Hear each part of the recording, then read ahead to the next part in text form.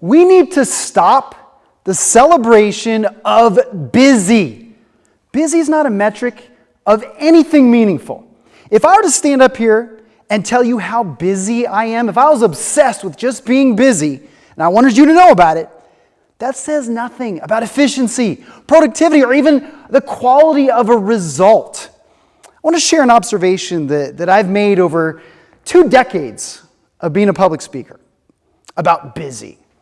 So when I do keynotes for an organization, they'll invite me to come in, and usually it's before, during, or after a meal. Breakfast, lunch, dinner. While they're eating, afterwards, or before, I'll deliver the keynote. And whoever organizes it brings me in. I sit at the table, and they'll bring in other people from the organization that I can meet, and it gives me great information and insight before I get on stage. And I've made the observation, after hundreds of conversations, that when someone is obsessed with sharing how busy they are with me, I know that they're not a high-level leader within the organization.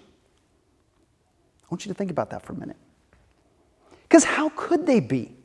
If they're obsessed with just being busy and they're sharing with me that they are already overwhelmed, they already have too much on their plate, they're doing all this stuff, how could they take on more responsibility? How could they ascend in the organization? Their obsession with being busy has distracted them from the meaningful things that could move their career forward, or, quite frankly, their personal life forward. They've become suckers for irrelevance. Now, on the other hand, when I'm talking to a high-level leader, this is what I've observed.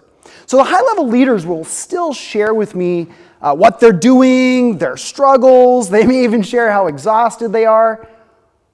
But the conversation takes on a very intentional tone. You see, they're sharing their experience, they're sharing all these different things, but they're not just sharing what they're doing, they're sharing why they're doing it. They're sharing their vision. They're sharing what they see this thing that they're doing is going to do for them or their family or their organization. There's purpose. You see, they haven't let the menial distract them from the meaningful things that are actually moving their life forward. Now, do they have menial things? Absolutely. They got to pay bills. They got to take their kids to soccer. They got emails. They got meetings at work. They got everything that all of us do. But they've discovered that these menial things are distracting them.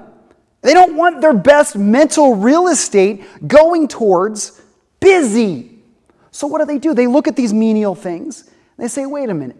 What could I take off my plate? What could I get somebody else to do? What could I systemize so it's more efficient, so it doesn't take as much of my time and energy, so I could focus on the meaningful things?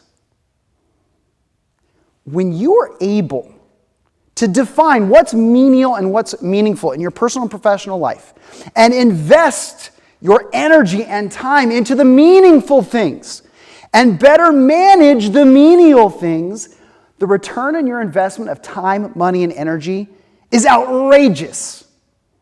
So just for a moment, I want you to think about the role of busy in your life and how it stood in the way of meaningful pursuits.